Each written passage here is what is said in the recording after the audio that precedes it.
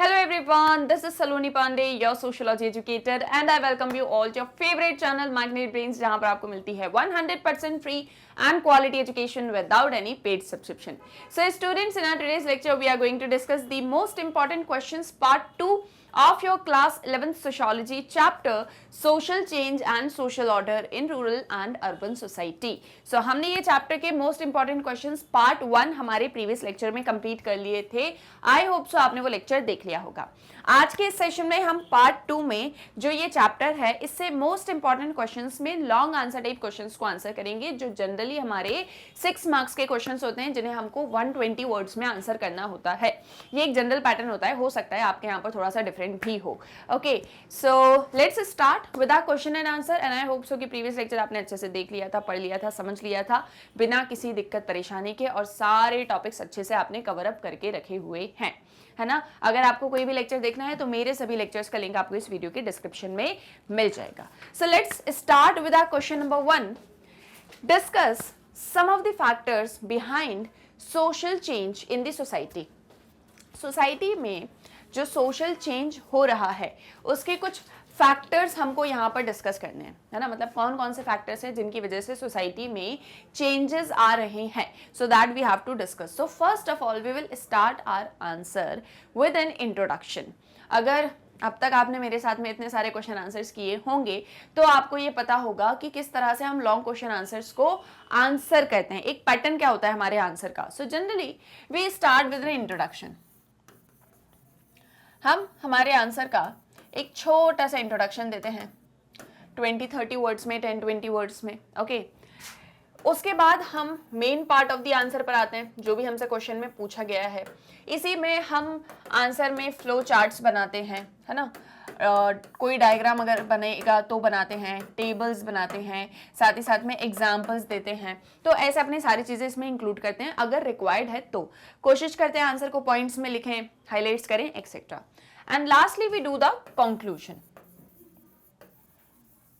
At last what we do? We just conclude our answer. जो भी हमने पढ़ा समझा उससे हमको क्या समझ में आया. Okay, so this is the pattern of your long answer type questions. अब इस क्वेश्चन को आंसर कैसे करेंगे इस पैटर्न में देखो. तो first of all we will start with an introduction of what is social change. सबसे पहले हमारा इंट्रोडक्शन होगा जिसमें हम ये बताएंगे कि सोशल चेंज क्या होता है. Social change that means changes in the society, etcetera etcetera. जो भी आपने पढ़ा हुआ है वो पूरा आप लिख दोगे, है ना. कितने वर्ड्स में? 10 to 30 वर्ड्स मिनिमम, मैक्सिमम इतने में आपका हो जाना चाहिए, है ना. जस्ट एक इंट्रोडक्टरी लाइन में चाहती हूँ कि आप लिखो. After that main part. Main part हमसे क्वेश्चन में क्या बोला गया है? Factors. Factors that are responsible for social change. तो हम लिखेंगे these are the following factors that are responsible for social change in the society. 1 2 3 4 करके वो सारे पॉइंट्स लिखेंगे. Finally we will do the conclusion कि ये सारा कुछ पढ़ के समझ के हम क्या कंक्लूड कर रहे हैं. दैट मीन्स कि social change is inevitable in an society. अगर एक सोसाइटी है तो सोशल चेंज तो हमेशा ही होगा. मान लो ये लाइन भी आपने लिख दी, that will be your conclusion part. ठीक है मैम, समझ तो सारा कुछ आ गया, लेकिन मैम इसको लिखेंगे कैसे, है ना. ये बड़ा क्वेश्चन है. तो let's start with the answer. जैसे जैसे हम आंसर में प्रोसीड करेंगे आपको सारा कुछ समझ में आ जाएगा. इंट्रोडक्शन आप खुद करेंगे, मैं आंसर्स का इंट्रोडक्शन आपको नहीं बताऊंगी, क्योंकि जनरली ये चीजें हम हमारे पार्ट 1 में डिस्कस कर चुके हैं कि इंट्रोडक्शन में क्या कैसे लिखना है. और छोटे मोटे क्वेश्चन है, जैसे सोशल चेंज है तो सोशल चेंज क्या होता है इसको हमने हमारे मोस्ट इंपॉर्टेंट क्वेश्चंस पार्ट 1 में डिफाइन किया हुआ है. तो यहाँ पर फिर से करने की जरूरत नहीं है, लेकिन आप करोगे, मैं नहीं कर रही हूँ, आपको ये करना होगा. ओके, तो स्टार्ट करें. देखो, सबसे पहले इंट्रोडक्शन लिखा. Social change happens due to a variety of reasons ranging from physical factors, biological factors, demographic, cultural and technological factors. आपने बता दिया कि सोशल चेंज का मतलब होता है जो भी चेंजेस सोसाइटी में आ रहे हैं, और इसके लिए बहुत सारे रीजंस होते हैं, जैसे कि फिजिकल फैक्टर्स होते हैं, बायोलॉजिकल फैक्टर्स होते हैं, डेमोग्राफिक होते हैं, कल्चरल, टेक्नोलॉजिकल, सभी फैक्टर्स होते हैं. हम इन कुछ फैक्टर्स को यहाँ पर डिस्कस करेंगे, है ना. ये हमने हमारे आंसर को स्टार्ट कर दिया. First point, physical factors. Physical factors क्या हो गए? जैसे कि जो हमारे फिजिकल एनवायरनमेंट में चेंजेस हो रहे हैं जो हमारे कंट्रोल में नहीं है. तो humans way of living gets change by the way environment alters the surrounding. इसका एक एग्जांपल हमने पढ़ा था कि जैसे मान लो कोई ऐसे लोग हैं जो बहुत ही ईजी जियोग्राफी, मतलब ऐसे एरियाज में रहते हैं जहाँ पर जियोग्राफिकल कंडीशंस बड़ी ईजी हैं, तो it is easy to work and generally converted into residential hubs. जैसे कुछ लोग हैं हिली एरियाज में रह रहे हैं, है ना, टेरेन जो है वो बड़ा ही हिली है, तो वहाँ पर रहना इतना ईजी नहीं होगा। कोई ऐसे लोग हैं जो प्लेन एरिया में रह रहे हैं, तो वहाँ पर ईजिली वर्क करना, रेजिडेंशियल हब्स बनाना, ये सब कुछ बहुत ईजी होगा। तो हमारा फिजिकल इन्वायरमेंट, हमारा इन्वायरमेंट जो है हम उसको चेंज नहीं कर सकते, है ना, that is not in are control, हमारे कंट्रोल में नहीं है वो कि हम इस एक चीज़ को चेंज कर सकें, कि मतलब जैसे कोई हिली एरिया है तो वहाँ पर पूरे माउंटेन्स को कट कर दे, नहीं, it will affect our environment ultimately. तो क्या एक चीज़ कर रहे हैं कि अगर फिजिकल एनवायरमेंट में किसी तरह की ऐसी चीज़ें हैं जिन्हें हम ऑल्टर नहीं कर सकते, हमारे कंट्रोल में नहीं है, तो अल्टीमेटली हमको उन्हीं के अकॉर्डिंग एडजस्ट करना पड़ता है, और इसकी वजह से भी सोसाइटी में चेंजेस आते हैं, राइट। डेमोग्राफिक फैक्टर्स, इनके एग्जाम्पल्स जब मैंने आपको चैप्टर एक्सप्लेन किया था तब बताए थे, तो आप एग्जाम्पल्स जैसे जैसे लिखते जाओगे, एक एक पॉइंट एग्जाम्पल इंक्लूड करते जाओगे, ओके। नेक्स्ट है आपके डेमोग्राफिक फैक्टर्स। डेमोग्राफिक फैक्टर्स मतलब places where population is less, have less number of problems compare to the places over populated और हाई इन पॉपुलेशन। मान लो आपकी क्लास है और उसमें सिर्फ 10 स्टूडेंट्स ही हैं, तो टीचर 10 स्टूडेंट्स को बहुत इजीली हैंडल कर लेंगी। लेकिन मान लो आपकी कोई क्लास है जिसमें 100 स्टूडेंट्स हैं, टीचर के लिए 100 स्टूडेंट्स को टैकल करना बहुत ही मुश्किल हो जाएगा, सबकी अलग अलग प्रॉब्लम्स होंगी। वैसे ही अगर कोई ऐसी जगह है जहाँ पर पॉपुलेशन कम है तो प्रॉब्लम्स कम होंगी, अगर पॉपुलेशन ज़्यादा है तो पॉपुलेशन के हिसाब से प्रॉब्लम्स भी बहुत ज़्यादा होंगी, है ना।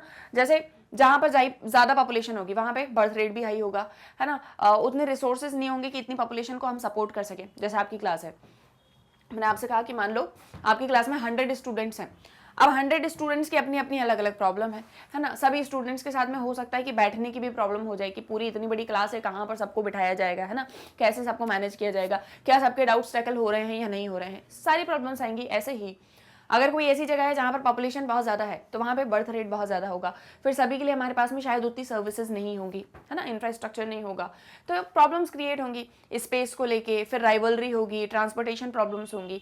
तो these are the demographic factors. तो ऐसे फैक्टर्स की वजह से भी बहुत सारे सोशल चेंजेस होते हैं। इसके बाद में टेक्नोलॉजिकल फैक्टर्स। टेक्नोलॉजिकल फैक्टर्स में क्या आ जाएगा, जैसे material culture.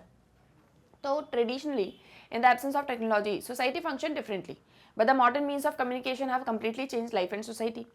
Production increased due to developments in technology. More efficiency in production was brought with the use of machines, and it affected the social order and brought about significant social changes. इसका मतलब ये है कि जो technology है वो important part है। Technology में हम स्पेशली मटेरियल कल्चर को कंसिडर करते हैं। जैसे जब टेक्नोलॉजी नहीं होती थी तो जनरली सोसाइटी एक डिफरेंट तरीके से फंक्शन करती थी, लेकिन जब से टेक्नोलॉजी आई है, मॉडर्न मीन्स ऑफ कम्युनिकेशन आने लग गए हैं, ये सारी चीज़ों से कहीं ना कहीं हमारी लाइफ और सोसाइटी पूरी तरह से चेंज हो गई है। प्रोडक्शन इंक्रीज हो गया है ना, क्योंकि हम टेक्नोलॉजी को यूज़ कर रहे हैं। हमने ज़्यादा एफिशिएंसी लाए हैं प्रोडक्शन में क्योंकि हम मशीन्स को यूज़ कर रहे हैं। तो ये सारी चीज़ें कहीं ना कहीं एक सोशल ऑर्डर को अफेक्ट कर रही हैं और इसी की वजह से सोसाइटी में चेंजेस आ रहे हैं, है ना। बहुत सिंपल है, जैसे एक बहुत छोटा सा एग्जांपल ले लो इसका, व्हीकल। आज आप देखते हो आपके पेरेंट्स ऑफिस जाते होंगे तो कैसे जाते होंगे, कार से, स्कूटी से, बाइक से, इन सारी चीज़ों से, है ना। पहले क्या होता था, पहले ये सारी चीज़ें नहीं चला करती थी, तो जनरली वॉक करके जा रहे होते थे लोग, है ना, या फिर बहुत पहले तो बैलगाड़ी वगैरह चलती थी, तो उससे टाइम और ये सारी चीज़ें मैच नहीं हो पाती थी। लेकिन अब आपके पेरेंट्स जो हैं वो तुरंत जैसे उनके ऑफिस का टाइम होने वाला होता है उसके कुछ टाइम पहले एक मार्जिन लेके, जितना भी टाइम उन्हें ऑफिस पहुंचने में लगेगा, तुरंत अपने व्हीकल में बैठते हैं, फटाक से चले जाते हैं और फटाफट से अपना काम करके टाइम पर घर भी आ जाते हैं, आपको टाइम भी दे पाते हैं। मान लो आपके पेरेंट्स का ऑफिस आपके घर से 1 घंटे की दूरी पर है, 1 घंटे की दूरी जब वो अपने व्हीकल से जाते हैं तब। अब अगर वो पैदल जाएंगे तो आपको पता है कितना टाइम लग जाएगा, 4 से 5 घंटे, और इससे भी ज़्यादा हम मान सकते हैं, है ना, कि इतना टाइम जो है वो उनको लग सकता है। तो क्या आप इमेजिन कर सकते हो आपके पेरेंट्स वॉक करके उनके ऑफिस जा रहे हैं? Not possible. तो ये जो है अब चीज़ों में चेंज आ गया कि अब आपके पास में ट्रांसपोर्टेशन का बहुत अच्छा मीन्स है। क्यों? क्योंकि टेक्नोलॉजी आ चुकी है, टेक्नोलॉजी आई है, मीन्स ऑफ ट्रांसपोर्टेशन है, आप इजीली अपना काम कर पाते हो, प्रोडक्टिविटी ज़्यादा होती है, ऑफिस टाइम पर पहुँच पाते हो, थकते नहीं हो, है ना। अगर वॉक करके जाओगे तो थक इतना जाओगे कि काम क्या करोगे, ठीक है। तो ये सारी चीज़ें हैं जिससे सोसाइटी का एक ऑर्डर चेंज हुआ, सोसाइटी का ऑर्डर चेंज हुआ तो सोसाइटी भी चेंज हो रही है ना। ये बहुत छोटा सा एग्जांपल है लेकिन आपको समझाने के लिए मैंने बताया है। पॉलिटिकल फैक्टर्स, अब जब रीडिस्ट्रीब्यूशन ऑफ पावर होता है तो इससे सोसाइटी में भी चेंजेस आते हैं। मोनार्की से शिफ्ट हो जाता है कहाँ? डेमोक्रेसी में, है ना। तो ये जो एक्सेप्टेंस है यूनिवर्सल एडल्ट फ्रेंचाइज का, ये सबसे बड़ा एग्जांपल है इसका। जैसे पहले मोनार्की वगैरह हुआ करती थी, राजा महाराजा होते थे। अब जैसे मान लो कोई किंग है, अब किंग जैसे मान लो ओल्ड एज में अपने आ चुका है, तो किंग का जो बेटा होगा यानी जो प्रिंस होगा वो नेक्स्ट किंग बन जाएगा, फिर इसका जो बेटा होगा वो नेक्स्ट किंग बन जाएगा। तो ऐसे करके परंपरा चली हुई आ रही है, कोई ऐसा नहीं कि इलेक्टेड रूलर ये वो फलाना ढिमकाना। लेकिन जैसे जैसे चेंजेस आए, लोगों ने डेमोक्रेसी को अडॉप्ट करना स्टार्ट करा, है ना, लोगों ने क्या करा, डेमोक्रेसी को अडॉप्ट करना स्टार्ट करा। यूनिवर्सल एडल्ट फ्रेंचाइज इसका सबसे बड़ा एग्जांपल है ना। अगर आप 18-20 प्लस हो चुके हो तो आप क्या वोट कर सकते हो। जैसे इंडिया के केस में आप 18 प्लस हो तो आप वोट कर सकते हो, आप अपना रूलर खुद सिलेक्ट कर सकते हो। तो ये एक तरह का चेंज है सोसाइटी के अंदर। अच्छा, एक चीज़ याद रखोगे, जब हम सोशल चेंज पढ़ते हैं तो सोशल चेंज जो है वो एक बड़ा ही वाइडर कंसेप्ट है। कैसा कंसेप्ट है? वाइडर, वाइड या वाइडर कंसेप्ट है, जिसके अंदर सोशल चेंज के ही अंदर अगर ये सोशल चेंज है तो इसी के अंदर पॉलिटिकल चेंज भी आ जाएगा, इकोनॉमिक चेंज भी आ जाएगा, टेक्नोलॉजिकल भी आ जाएगा, कल्चरल भी आ जाएगा, डेमोग्राफिक भी आ जाएगा, इन्वायरमेंटल भी आ जाएगा, है ना। अगर आप इन्वायरमेंट पढ़ते होगे तो आप सिर्फ इन्वायरमेंटल चेंज के बारे में डिस्कस करते होगे, है ना। अगर आप पॉलिटिक्स पढ़ते होगे तो आप पॉलिटिकल चेंज की बात करते होगे। लेकिन सोशियोलॉजी एक ऐसा सब्जेक्ट है या सोसाइटी एक ऐसी चीज़ है जिसमें ये सारी चीज़ें आ रही हैं, क्योंकि कहीं ना कहीं ये सब कुछ सोसाइटी का ही पार्ट है। सारी चीज़ें सोसाइटी के अंदर ही तो चल रही हैं। पॉलिटिक्स है तो सोसाइटी में ही चल रही है ना। और सोसाइटी किन से बनी है? ह्यूमन से। ह्यूमंस नहीं होते ना सोसाइटी होती, ना पॉलिटिक्स, ना इकोनॉमी, कुछ भी नहीं होता। That means everything is a part of society. तो ये एक इसका ड्रॉबैक भी है कि सोशल चेंज के अंदर हम हर तरह के चेंज को पढ़ रहे हैं। तो उसके लिए सोशियोलॉजिस्ट ने बहुत सारे ऐसे रिसर्च वगैरह करना शुरू करी है ताकि हम सोशल चेंज को स्पेसिफिक कर पाएँ, और वो कर भी रहे हैं उस एक चीज़ को, है ना। लेकिन यहाँ पर जब हम सोशल चेंज की बात करेंगे तो हम हर एक फैक्टर को कंसिडर करेंगे। Is that clear? गुड। मैंने जब आपको ये चैप्टर एक्सप्लेन किया था तब मैंने ये सारे एग्जाम्पल्स आपको बताए थे। अब वो सारी चीज़ें उतना डिटेल में हम यहाँ नहीं लिख सकते क्योंकि हमको सारे फैक्टर्स बताने हैं। तो हम कोशिश करेंगे कि हर एक फैक्टर के अंदर हम 20-30 वर्ड्स लिख दें। अगर आप उससे ज़्यादा लिखोगे तो एक ही फैक्टर बताने में आपके 100 वर्ड्स यूज़ हो जाएंगे, फिर बाकी के फैक्टर्स बताओगे तो ऐसे करके आपका आंसर 400 वर्ड्स का बन जाएगा। और बल्कि एग्जामिनर ने बोला है कि सिर्फ 120 वर्ड्स में ही आंसर लिखना है ना। तो ऐसे में तो नेगेटिव मार्किंग हो जाएगी, तो लॉस हो जाएगा। तो यही चीज़ याद रखनी है जो मैं हमेशा बोलती हूँ कि जब भी आप किसी क्वेश्चन को आंसर करो, कोई भी एग्जामिनेशन आप दे रहे हो, हमेशा 2-4 पॉइंट्स होते हैं जिनका ध्यान रखना चाहिए। वर्ड लिमिट, है ना, टाइम, स्पीड, ओके, ये कुछ ऐसी चीज़ें हैं जो हमेशा ध्यान रहनी चाहिए। और इसी के साथ में मार्क्स। पहली चीज़ तो ये, जैसे एक एग्जाम्पल आपको दे रही हूँ, मान लो कोई क्वेश्चन है वो 6 मार्क्स का है ना, 6 मार्क्स का है और आपको 120 वर्ड्स में उसको आंसर करना है। कितने वर्ड्स में आंसर करना है? 120 वर्ड्स में आंसर करना है। तो जनरली अप्रॉक्सीमेटली एक एवरेज स्टूडेंट को इस क्वेश्चन को आंसर करने में, एवरेज स्टूडेंट की बात मैं कर रही हूँ, है ना, जो ना ही बहुत टॉपर है ना ही बहुत पुअर है, उसको 15 मिनट्स लगेंगे। ठीक है, ऐसा क्यों मैम 15 मिनट्स क्यों? ये एक एवरेज, मतलब आपकी एज के स्टूडेंट्स की बात मैं कर रही हूँ, है ना, इन जनरल सबकी नहीं। तो अब इसको 15 मिनट्स लगेंगे। क्यों लगेंगे इसको 15 मिनट्स? इसलिए लगेंगे क्योंकि क्वेश्चन देखेगा, क्वेश्चन को समझेगा, याद करने की कोशिश करेगा, लिखेगा। जैसे आपकी एज 11-12th क्लास में जो स्टूडेंट्स होते हैं उनकी बात मैं कर रही हूँ। तो आपको एक एवरेज मैक्सिमम 15 मिनट्स इसमें लगना चाहिए, 10 to 15 मिनट्स ऐसे मैं मान लेती हूँ। अब आपने क्वेश्चन देखा, आपने कहा अच्छा क्वेश्चन में ये आया है, क्वेश्चन रीड कर रहे हो, सोच रहे हो, 10 मिनट निकल गया। अब आंसर लिखने बैठे, स्टार्ट कैसे करें? हाय 5 मिनट उसमें निकल गया। आंसर लिखना शुरू करा, थोड़ा थोड़ा कुछ याद आता गया, लिखते गए और फिर बहुत सारी चीज़ें, जैसे जैसे लिखना स्टार्ट करा तुरंत चीज़ें याद आना शुरू हो गई, लिखते जा रहे हो। कितना टाइम चला गया? 30 मिनट्स। जैसे एग्जाम्पल 10 बजे आंसर लिखना स्टार्ट करा था, सामने क्लॉक लगी थी, क्लॉक देखी, एक आंसर कंप्लीट करके ओह माय गॉड 10:35 हो चुका है। ओह शिट, दैट मीन्स आपने 2 क्वेश्चंस का जो टाइम है वो एक ही क्वेश्चन में लगा दिया, है ना। आपने क्या किया, 2 क्वेश्चन का टाइम था ये 15 मिनट्स का, आपने एक ही क्वेश्चन में लगा दिया। दैट मीन्स आपने क्या किया, टाइम को वेस्ट किया। ठीक है, पहली चीज़ आपने टाइम को वेस्ट कर दिया। दूसरी चीज़, जब आपने देखा कि आपने आंसर लिखा कितना है, आपने आंसर लिख दिया है कम से कम 3-4 पेजेस भर के। अच्छा, मतलब वर्ड लिमिट कितनी हो गई? 200। पर हमसे तो क्वेश्चन में सिर्फ 120 मांगी थी, है ना। हमसे कितनी वर्ड लिमिट मांगी थी? 120, हमने लिख दिया 200। 6 मार्क्स का क्वेश्चन था, अब हमने 200 वर्ड्स लिख दिया, तो ये कोई हमको एक्स्ट्रा मार्क्स तो देने नहीं वाले हैं, मिलेंगे तो उतने ही 6। और क्या पता चला कि कहीं टीचर का दिमाग खराब हो गया कि इतना बड़ा आंसर लिख दिया तो एक आध 1 मार्क्स कट भी कर दिया, उन्होंने माइनस मार्किंग कर दी। मतलब आपने वर्ड लिमिट को भी ध्यान में नहीं रखा। ठीक है, आपने जो है मार्क्स भी आपने अपने कट करवाए, आपने टाइम को भी मैनेज नहीं कर पाए। और ये सब किसकी वजह से हुआ? इन सब के लिए रीजन क्या है? Speed and practice. घर पे आंसर राइटिंग की प्रैक्टिस नहीं करी थी, इसलिए ये सब कुछ हुआ। दूसरी चीज, स्पीड मेंटेन नहीं कर पाए। जो आंसर के लिए फटाफट से सोच के 15 मिनट्स में कंप्लीट कर देना था, वो 30 मिनट्स में हुआ। अब आया समझ में कि कैसे एग्जाम्स में टाइम वेस्ट होता है और कैसे हम घर आके बोलते हैं ओ मम्मी हमारा तो ना 2 क्वेश्चन छूट गए। अब मम्मी फिर ऐसे, अरे मेरे लाल के तो 2 क्वेश्चन छूट गए, हाय राम कितना बुरा हो गया इसके साथ में। होता है ना ये सब कुछ, ठीक है। लेकिन इन जनरल हमको क्या एक चीज़ ध्यान में रखनी है कि कैसे हम अपने क्वेश्चंस में time, speed, word limit, marks, इन चीज़ों को ध्यान में रखें। You should be very much, मतलब क्या बोलते हैं, स्ट्रिक्ट। कैसे? मुझसे क्वेश्चन 6 मार्क्स का पूछा और मुझे 120 वर्ड्स लिखना है, 120 से एक शब्द ऊपर नहीं जाएगा, ये दिमाग में डालना है। वो भले 125 जाएगा ही जाएगा, कितना भी कर लेना तो वो 130 150 के आसपास जाते ही, बट आप अपने दिमाग में सेट कर लो 120 में ही लिखूंगा, इससे ज़्यादा नहीं लिखूंगा, ठीक है।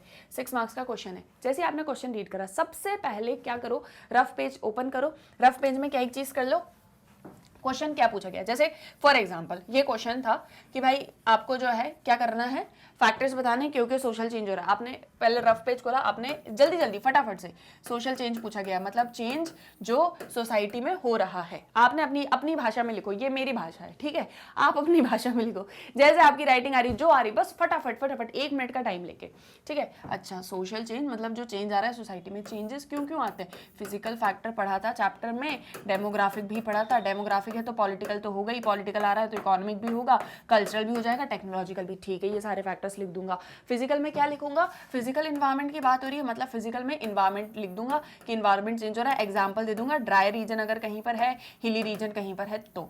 डेमोग्राफिक में पॉपुलेशन की बात करूंगा, है ना, पॉलिटिकल में पावर की बात करूंगा, और तुरंत इसी टाइम पर एग्जाम्पल सोचते जाओ कि क्या पढ़ा था क्या पढ़ा था। 5 मिनट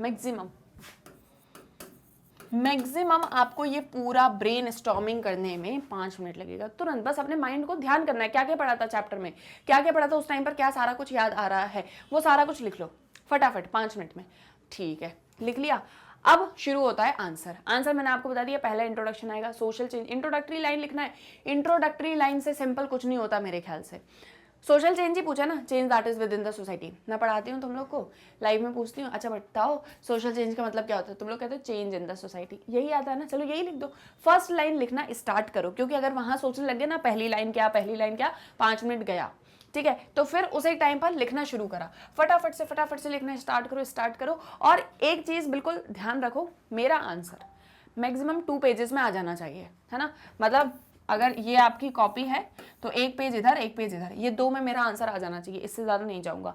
और अगर कहीं फ्लो चार्ट बनाना है तो तुरंत फटाफट से लिखते फ्लो चार्ट बना लो। ये वेट मत करो कि अभी जगह छोड़ देता हूँ, लास्ट में आके फ्लो चार्ट बना लूंगा, है ना, या बना लूंगी, जो भी लड़के ऐसा मत सोचना किसी एक को ही टारगेट कर रही हूँ।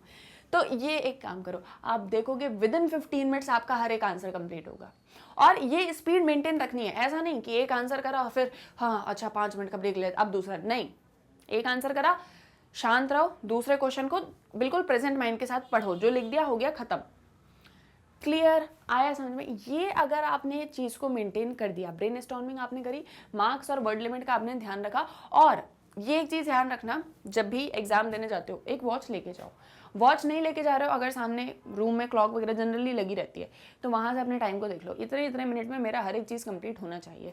वहाँ जाके अगर आप बैठोगे ना, आप देखोगे 1 घंटा सिर्फ आपको MCQ करने में लग जाएगा, अगर आपने टाइम को पहले से, मतलब बोलते हैं ना, अपने हाथों में नहीं रखा है। तो टाइम आपके हाथों में होना चाहिए, ओके, तब टाइम भी मैनेज होगा, स्पीड मैनेज होगी, क्योंकि आप अपने आप को एक टाइम लिमिट देते रहो कि इतने में ही तुमको करके दिखाना है। जैसे मैं आज तुमको बोल दूं कि 15 मिनट्स में तुम मुझे ये चैप्टर पढ़ के बताओगे, तुम्हारी स्पीड जो है ना वो उसेन बोल्ट से भी ज़्यादा तेज हो जाने वाली है, ठीक है। तो इसीलिए इस एक चीज़ का ध्यान रखो, speed, time, word limit, marks, बस इससे बाहर मैं नहीं जाऊंगी, ठीक है। और फिर ऐसे करके फटाफट से अपना आंसर लिखो, हर क्वेश्चन के साथ में यही सेम चीज करो।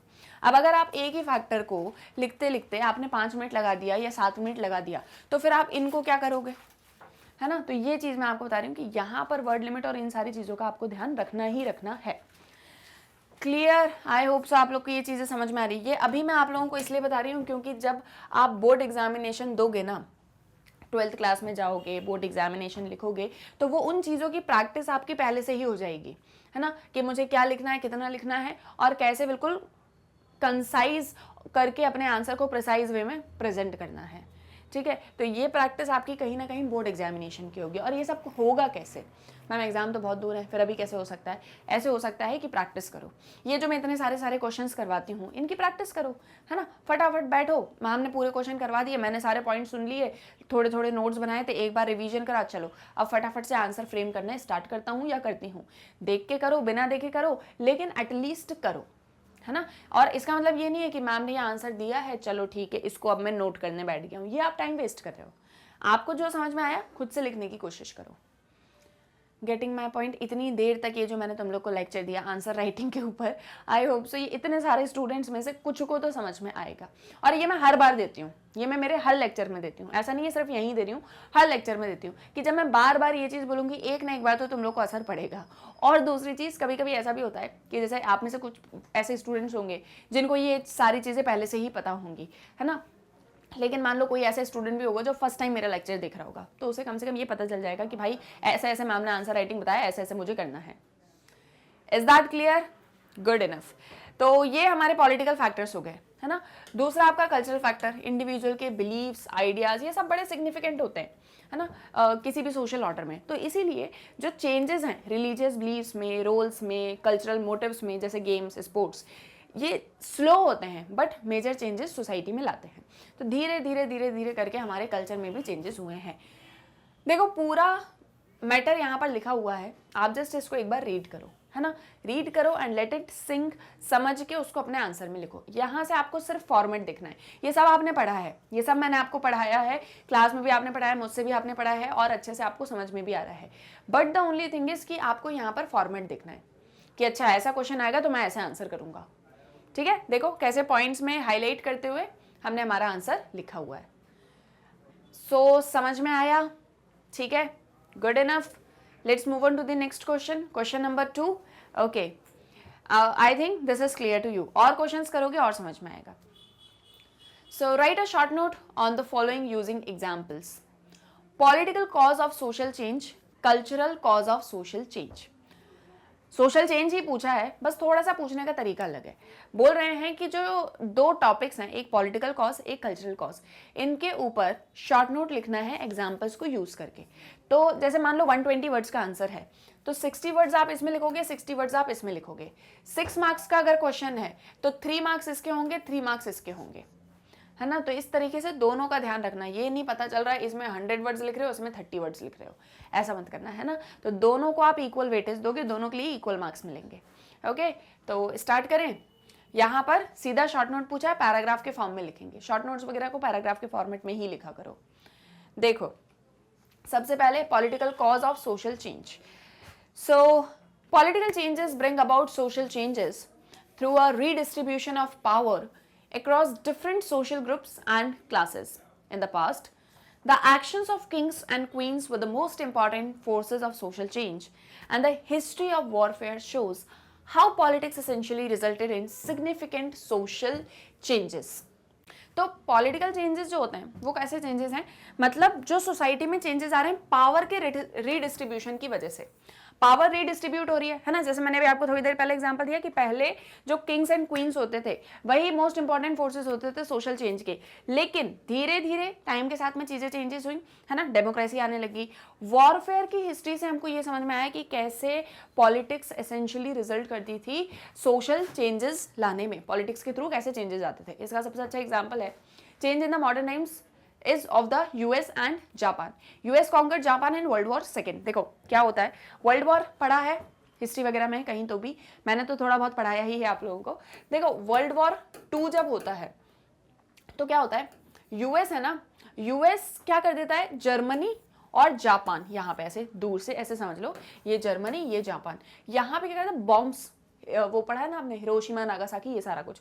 तो जापान पूरी तरह से डिस्ट्रॉय, ठीक है, जापान पूरी तरह से डिस्ट्रॉय। अब जो यूएस है वही जापान को रूल करता था। यूएस क्या करता था, अपने ही लोग जापान में भेजता था काम करने के लिए, कैसे काम होगा, कैसे इकोनॉमी चलेगी, ये सारा कुछ सब कुछ। जापान धीरे धीरे चुपचाप करके सारी चीजें समझता रहता था कि अच्छा यूएस काम कैसे करता है, कैसे टेक्नोलॉजी यूज होती, सारा कुछ। आज आप देखोगे Japan is one of the leading countries in technology. अब जापान ने क्या किया, वो सारी टेक्नोलॉजी को सीख वीख के सारा कुछ और अपना प्रोड्यूस करना स्टार्ट कर दिया। आज जापान कहीं ना कहीं यूएस के कंपटीशन में आ ही जाती है। तो दैट इज समथिंग कि कैसे पावर शफल या पावर चेंज होता है। जैसे बोला जाता है कि सबसे पहले Russia was the dominating power. Russia पूरे वर्ल्ड को, यूएसएसआर पूरे वर्ल्ड को डोमिनेट करता था।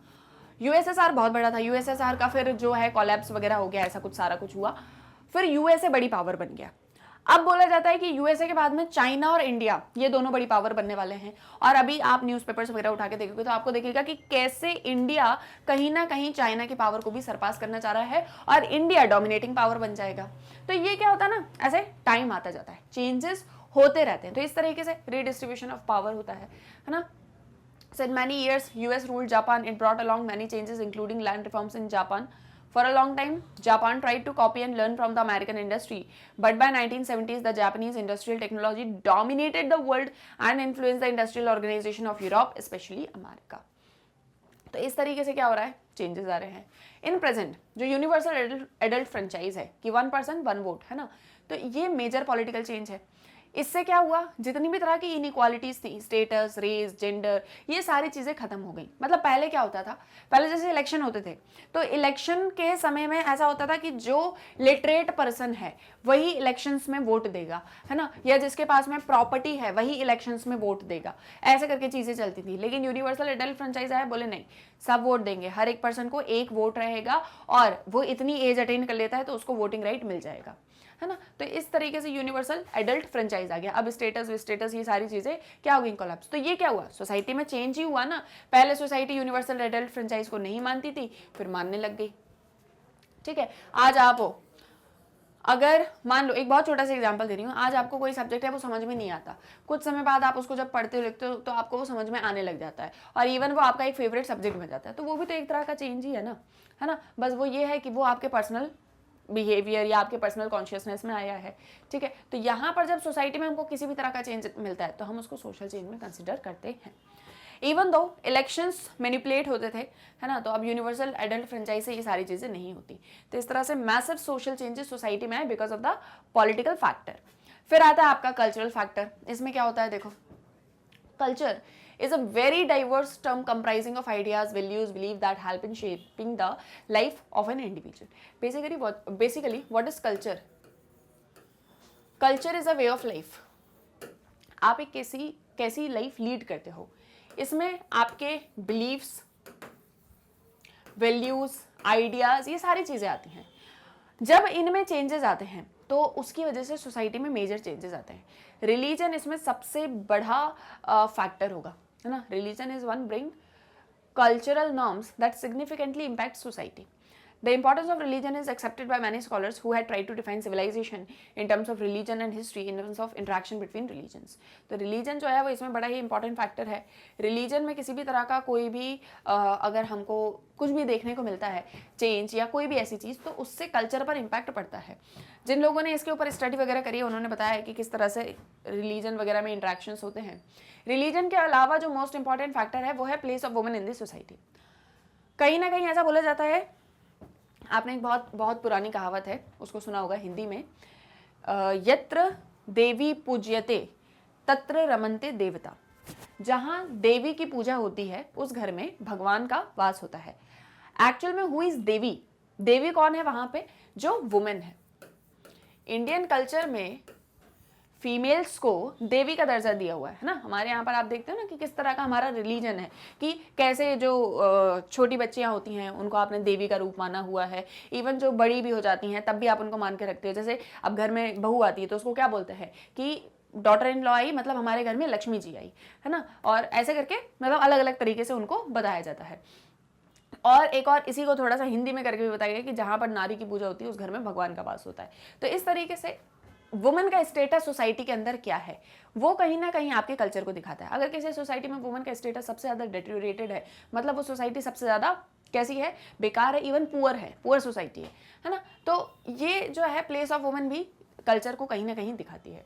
तो वुमेन के स्ट्रगल हमने देखा है कि किस तरह से सोसाइटी में मेजर चेंजेस आए हैं। जैसे मान लो एक fight he for equality, women ने इक्वालिटी के लिए अगर फाइट करी। सेकेंड वर्ल्ड वॉर के पहले वुमेन फैक्ट्रीज में वर्क नहीं करती थी, है ना, लेकिन जब वॉर हुआ तो वुमेन को भी जॉब्स करने पड़े, है ना, वो टास्क करने पड़े जो सिर्फ मेल्स किया करते थे। तब उन्हें देखा कि जब हम मेल्स का भी काम कर सकते हैं तो हमें भी भाई इक्वल ट्रीटमेंट दो। ऐसा क्यों कि उनके साथ अलग ट्रीटमेंट, हमारे साथ में अलग ट्रीटमेंट। तो ये एक चीज़ की वजह से भी सोसाइटी में चेंजेस आए, और मतलब कल्चर में चेंजेस आए, अल्टीमेटली सोसाइटी में चेंजेस आए।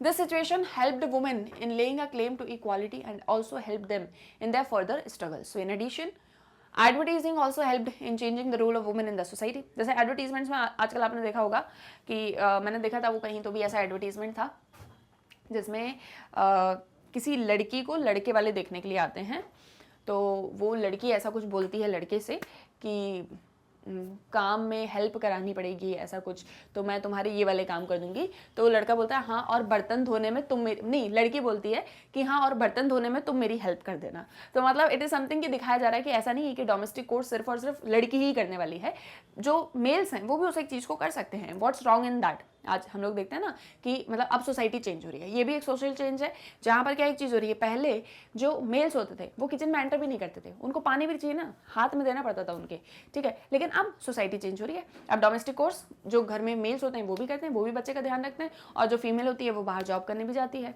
वो कौन सी एक मूवी आई थी, की एंड का समथिंग, है ना, उसमें ऐसा कुछ दिखाया भी गया है, मैंने देखी नहीं है लेकिन उसके ट्रेलर्स में मैंने देखा है ना। तो ये एक चीज़ क्या दिखा रही है कि कैसे रोल ऑफ वुमेन हमने सोसाइटी में चेंज किया है।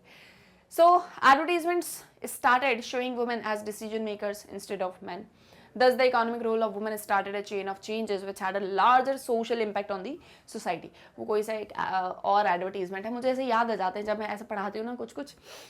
एक एडवर्टीजमेंट है वो उसमें ऑटो से आ रही होती है ना, आपने जॉब करने देखा होगा तुम लोग ने किसी, तो भी उसका डिटर्जेंट का ऐड है वो, ठीक है, मुझे नाम याद नहीं आ रहा। तो ऑटो में आती है और ऑटो से उतरती किसी बड़ी मल्टीनेशनल कंपनी का बॉस उसके गेट पर खड़ा होता है उसका वेलकम करने के लिए, ठीक है। तो वो बोलता है कि आज ऑटो में ऐसे करके, तो मतलब वो ये दिखाया जाता है कि वो एक फीमेल है, आ रही है, और भले वो कहीं से भी बिलोंग करिए, क्या उसका इकोनॉमिक स्टेटस है, उसकी फैमिली का doesn't matter, but still she can represent everything, है ना, इन दी ऑफिस, ऐसा करके।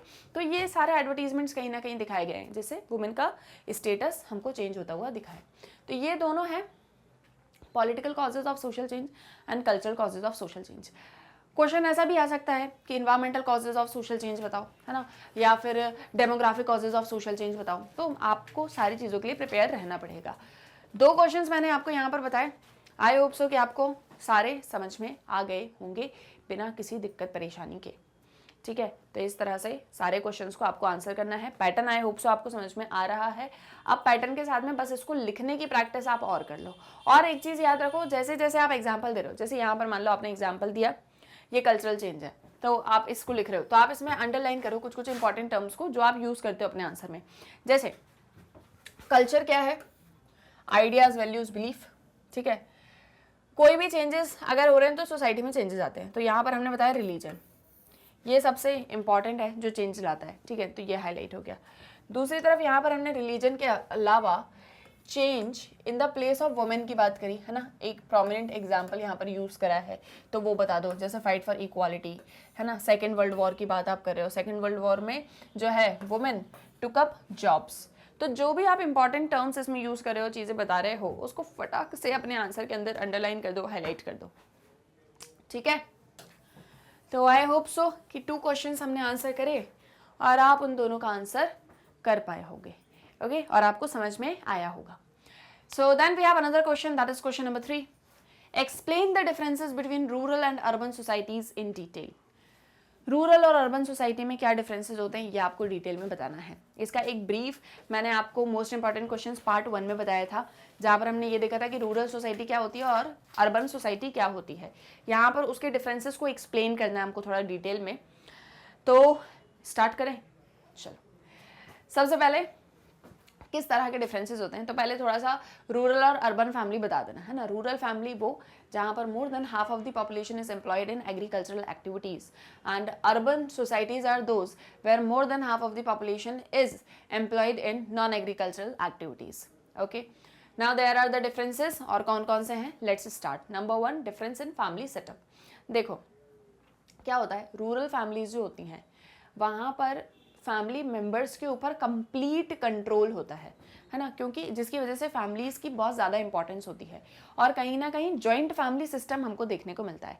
एग्रीकल्चर प्रैक्टिस सब लोग कर रहे होते हैं है ना, तो सभी मेंबर्स जो हैं वो साथ में ही रहते हैं, साथ में ही जो है कंट्रीब्यूट कर रहे होते हैं फैमिली में। जैसे मान लो मैं हूँ, अब मेरे पेरेंट्स की कोई बहुत ही 5 एकड़ में जो है ज़मीन है, तो मेरी पूरी फैमिली साथ में रह रही है। मेरे मान लो मेरे अंकल, मेरे जितने भी सारे जितनी फैमिली में सब लोग हैं, चाचा बाबा सब सारे के सारे कजन सब साथ में रहते हैं। सब लोग उसी जो है एग्रीकल्चर लैंड के ऊपर सारा अपना वर्क वगैरह करते हैं, जो भी अर्न होता है उससे घर में रहते हैं बढ़िया से। तो this is example of rural family. Rural family कैसी, जहाँ पर ज्वाइंटली सभी साथ में रह रहे हैं और फैमिली की इंपॉर्टेंस बहुत ज़्यादा है, मतलब बहुत ही क्लोज रिलेशनशिप्स हैं सभी के बीच में। वहीं अगर हम अर्बन एरियाज की बात करें तो फैमिली में लेस कंट्रोल है ना, और साथ ही साथ में न्यूक्लियर फैमिली सिस्टम हमको यहाँ पर देखने को मिलता है। लाइक पेरेंट्स और बच्चे, पेरेंट्स भी जॉब पर जा रहे हैं, बच्चे भी अपने स्कूल जा रहे हैं, सब अपना अपना काम कर रहे हैं, इतना ज़्यादा क्लोज रिलेशनशिप नहीं है। तो ये एक डिफरेंस हो गया। दूसरा हो गया इंस्टीट्यूशन ऑफ मैरिज। अब जो मैरिज है रूरल एरियाज में वो बिल्कुल एक रिलीजियस सैक्रामेंट है।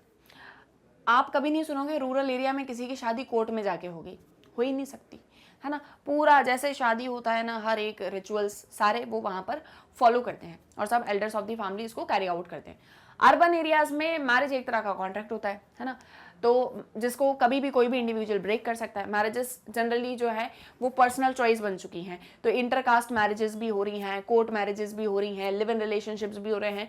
रूरल एरियाज में ये बिल्कुल भी नहीं होता है ना, तो ये एक चीज़ हो गई। दूसरा है ऑक्यूपेशनल डिफरेंसेस।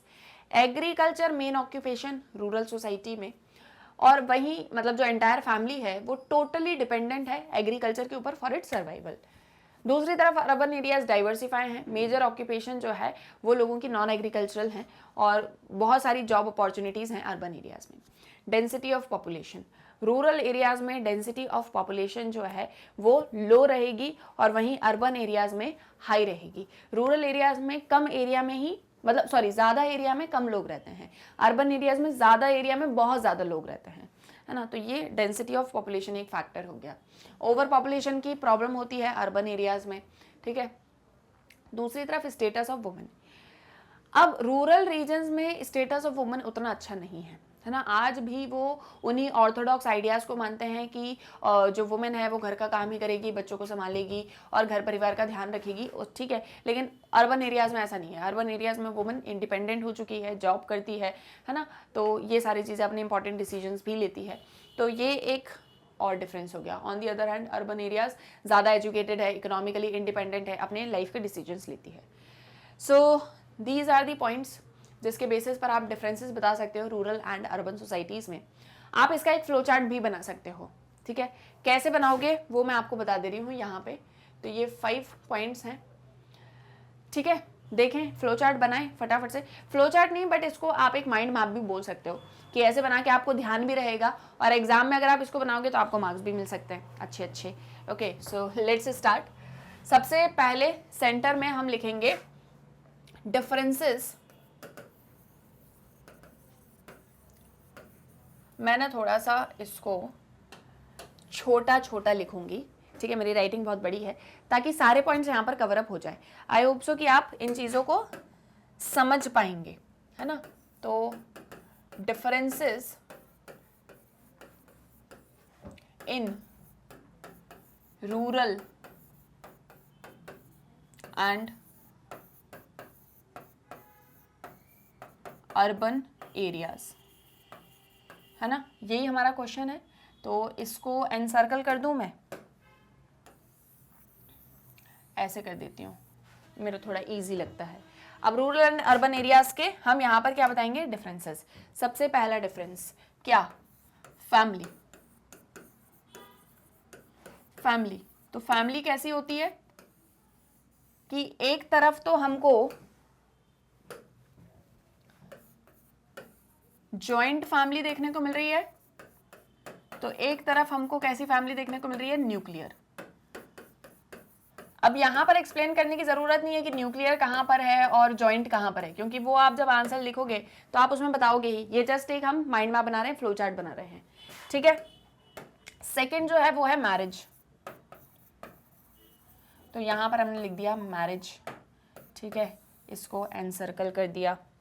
मैरिज में हमने क्या देखा कि एक तरफ तो बड़ा ही रिलीजियस सैक्रामेंट है, ठीक है, और दूसरी तरफ ये सिर्फ और सिर्फ एक कॉन्ट्रैक्ट है ना। दूसरी तरफ जो मैरिज है वो सिर्फ और सिर्फ एक कॉन्ट्रैक्ट है अर्बन एरियाज में। इसके बाद में थर्ड जो हमने देखा वो है आपका ऑक्यूपेशन।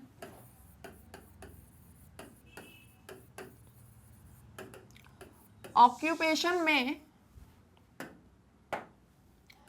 एग्रीकल्चर मतलब जो है प्रैक्टिस किया जाता है रूरल एरियाज में, और दूसरी तरफ नॉन एग्रीकल्चरल एक्टिविटीज होती हैं अर्बन एरियाज में। मैंने शॉर्ट में लिखा है, आप पूरा लिखेंगे नॉन एग्रीकल्चरल एक्टिविटीज, ठीक है, मैंने शॉर्ट में लिखा है, again I am telling you.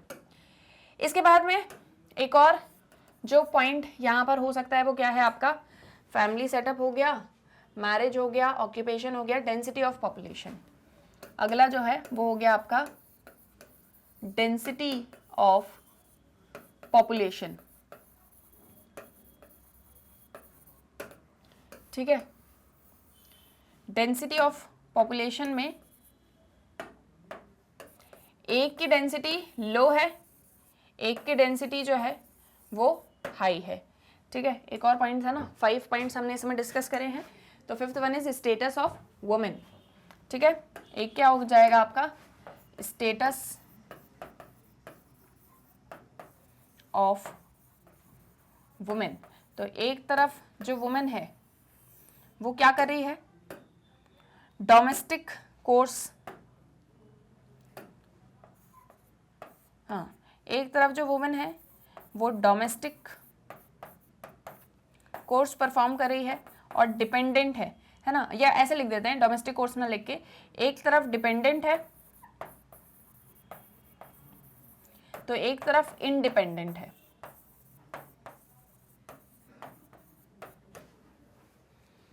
Clear? ऐसा कुछ माइंड मैप बना सकते हो अपने आंसर में, है ना, अच्छा लगेगा। देखो मेरे पास ये जो बोर्ड है ये A3 A2 साइज है ना, ऐसे लैंडस्केप में। आपके पास जो रहेगा वो A4 साइज का पेपर रहेगा, A4 A3 साइज का, तो उसमें ये बहुत अच्छे से बन जाएगा, ठीक है। तो उसको बढ़िया से ऐसे जो है बनाना, अच्छे से सारे पॉइंट्स लिखना और फिर इनको एक्सप्लेन करोगे तो आपको मार्क्स भी मिलेंगे। और ये चीज़ ऐसी है कि फटाफट अगर ये आपने फ्लो चार्ट बना लिया तो पॉइंट्स आप भी नहीं भूलोगे। क्लियर? तो आई होप सो कि ऐसा आप कोई एक चार्ट बना पाएं अपने आंसर में और उसको कंप्लीट कर पाएं। Okay, then we have another question, that is question number 4. Read the following passage and answer the question that follow. Passage को पढ़ के हमको आंसर बताना है। तो हमारे एग्जाम में ऐसे क्वेश्चंस आते हैं लॉन्ग में। सो लेट्स स्टार्ट दी पैसेज। पहले पैसेज समझेंगे फिर क्वेश्चन पढ़ेंगे। For obvious reasons changes associated with agriculture or with agrarian social relations have a very major impact on rural societies. Thus, measures like land reform, which alter the structure of land ownership, have an immediate impact. In India, the first phase of land reforms after independence took away proprietary rights from absentee landlords and gave them to the groups that were actually managing the land and its cultivation in the village. तो बहुत सारे ऐसे reasons हैं जिनकी वजह से जो changes मतलब एग्रीकल्चर में या अग्रेरियन सोशल रिलेशंस में हुए हैं उनका इम्पैक्ट हमको रूरल सोसाइटी में देखने को मिलता है। मतलब पैसेज में क्या बोल रहा है कि रूरल सोसाइटी में भी सोशल मेजर चेंजेस हुए हैं और ये किसकी वजह से हुए हैं, एग्रीकल्चर अग्रेरियन सोशल रिलेशंस की वजह से। ये जो मेजर्स लिए गए जैसे लैंड रिफॉर्म्स, इससे क्या हुआ, पूरा लैंड ओनरशिप का एक स्ट्रक्चर चेंज हो गया।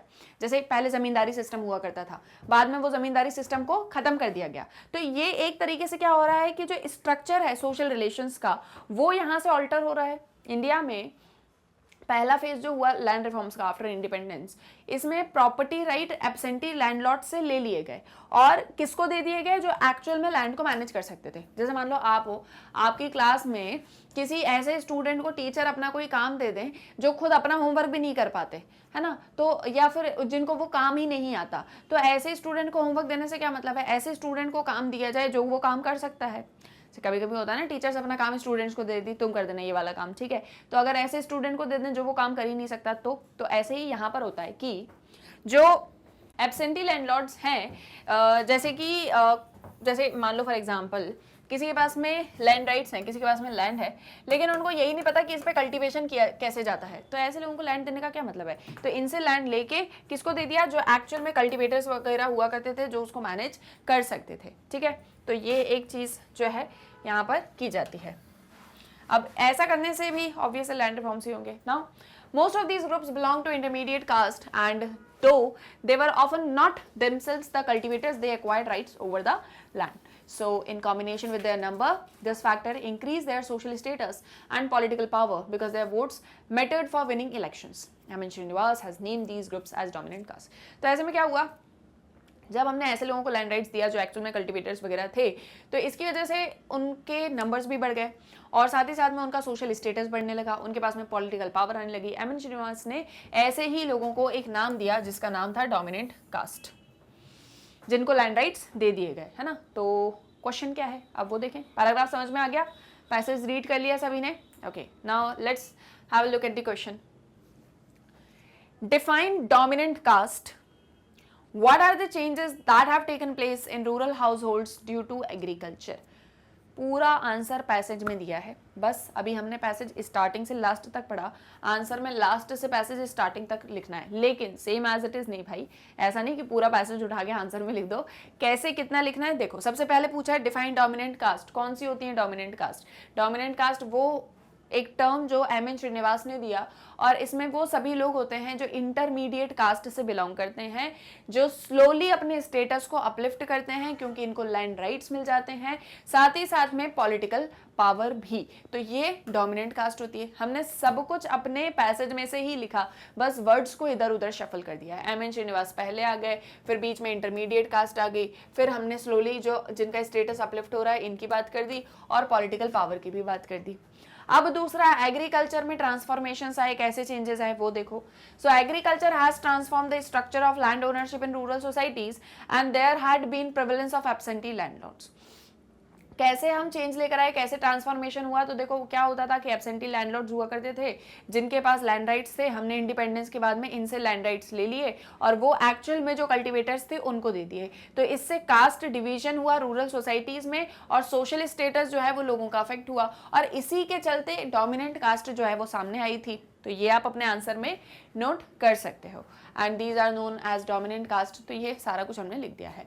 अब इसमें थोड़ा सा हमने ये भी बताया है कि डोमिनेंट कास्ट रीजनल कंटेक्स्ट में ग्रू करी है, इकोनॉमिकली स्ट्रांग हो गई है, डोमिनेट कर रही है और इलेक्टोरल पॉलिटिक्स में भी आ चुकी है। रिसेंट ईयर्स में ऐसे बहुत सारे डोमिनेंट कास्ट हैं जो असर्टिव अपराइजिंग कर रहे हैं कास्ट का।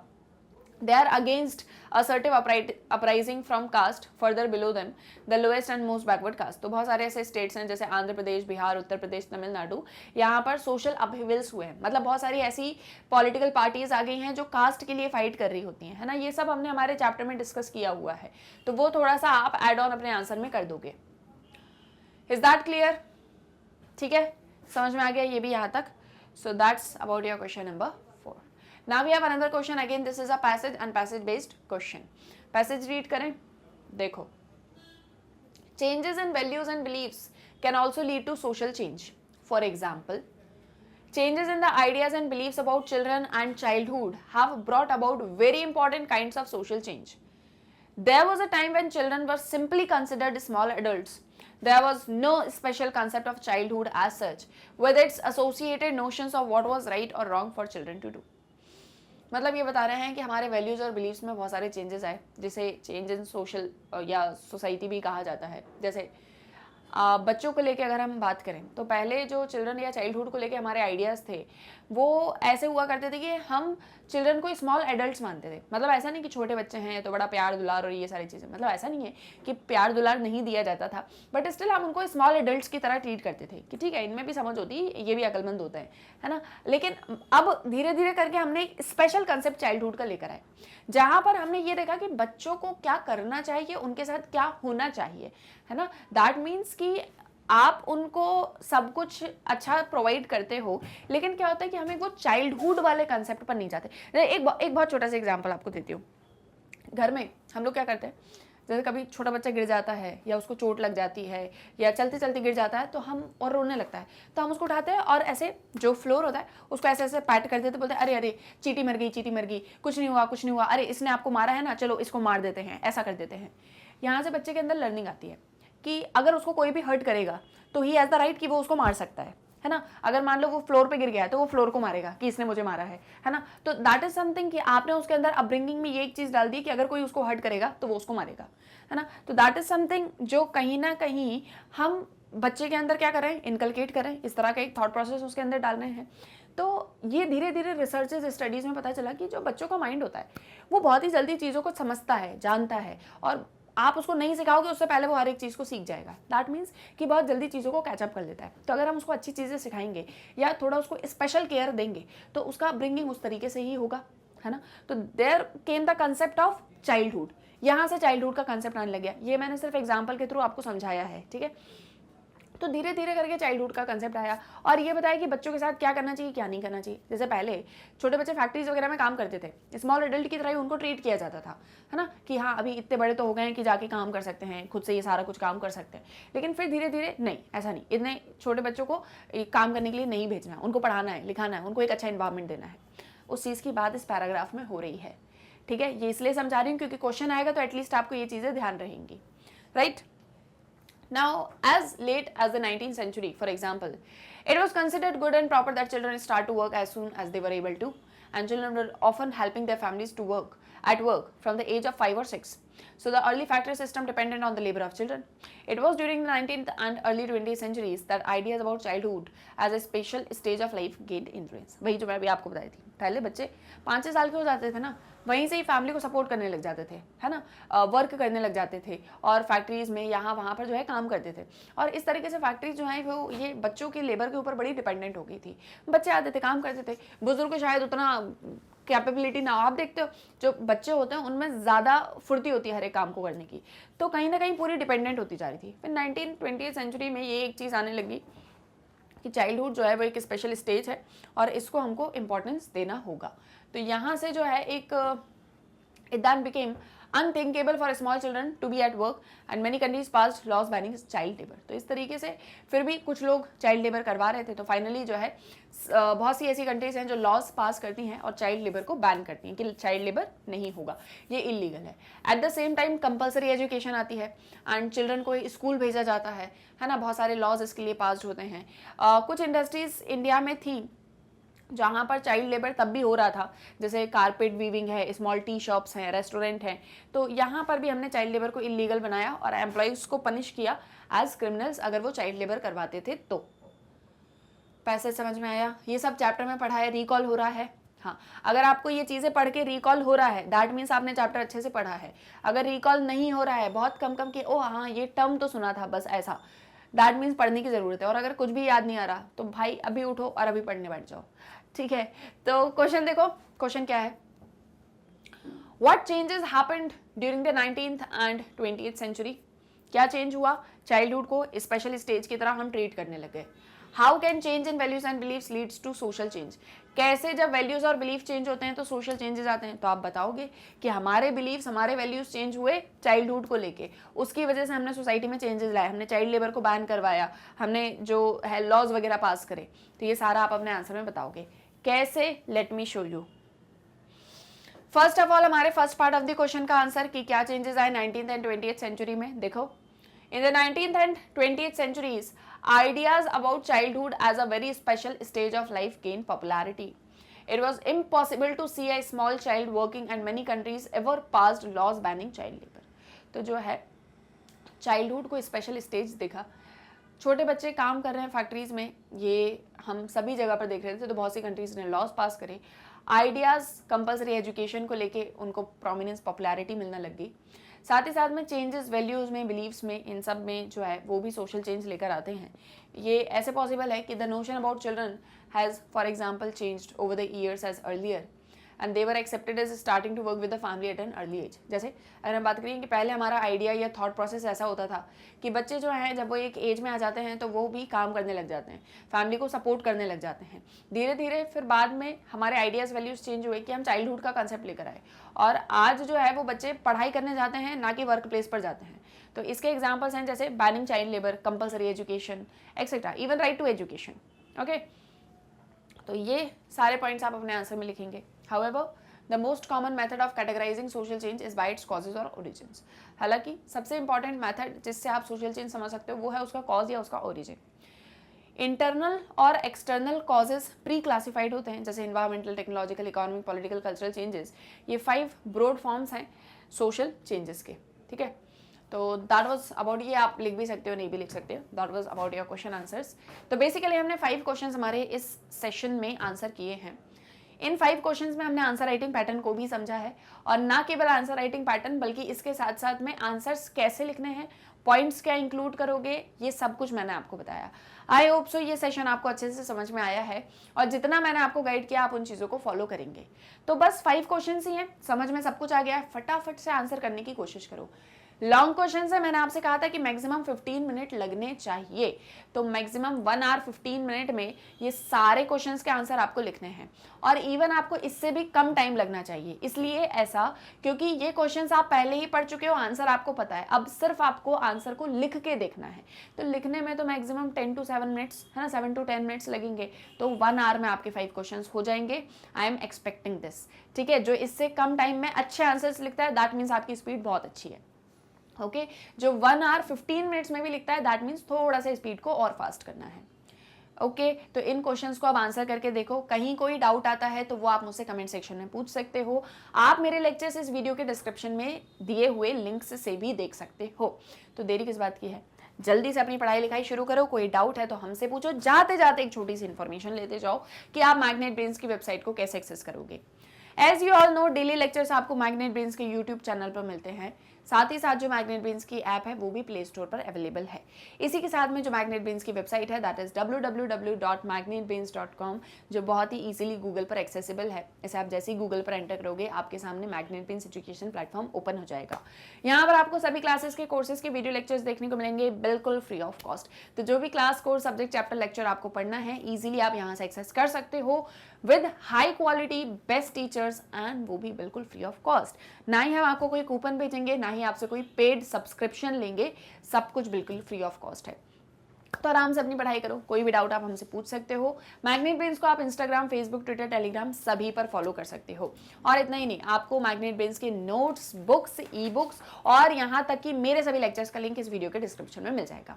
तो देरी किस बात की, जल्दी से करो वीडियो को लाइक, शेयर एंड सब्सक्राइब। हम मिलेंगे हमारे नेक्स्ट वीडियो लेक्चर में। For more updates stay tuned with magnet brains. Thank you very much.